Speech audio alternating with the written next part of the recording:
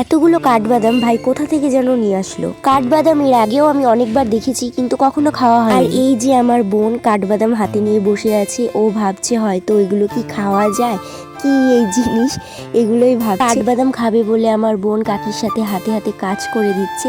আর এখানে কাকি কাঠবাদাম ধুয়ে ধুয়ে রাখছে, দেখতেই পারছো আমার বোনও সাথে সাথে ধুয়ে দিচ্ছে। আহারে মেয়েটাকে কেউ কাঠবাদাম কেটেও দিচ্ছে না। যাই হোক, অবশেষে কাকি একটা কাঠবাদাম কাটবে বলে রেডি। তোমরা কেউ কি বলতে পারবে কাঠবাদামের ভেতরে আদেও কিছু আছে কিনা? একটা তো কেটে দেখলো, বাট সেটার ভেতরে কিছুই ছিল না, পুরো কচি। তারপর আর একটাও কাটছিল, সেটার ভেতরেও কিছু ছিল না। আর বোন তো পুরো পাগল হয়ে গেছে কাটার মানে খাওয়ার জন্য।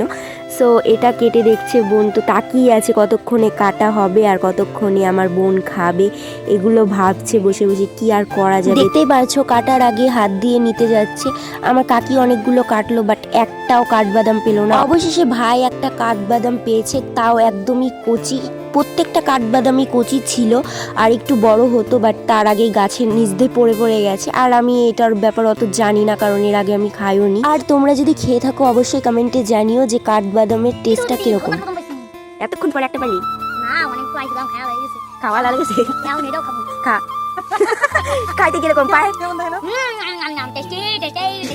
আমার বোন এত খাটাখাটনি করার পর অবশেষে একটা বাদাম খেতে পেরেছে। যাই হোক, আর তোমরা কি করছো বন্ধুরা? ইউটিউবে যারা যারা নতুন আছো অবশ্যই সাবস্ক্রাইব করে দিও। চলো আজকের মতো টাটা।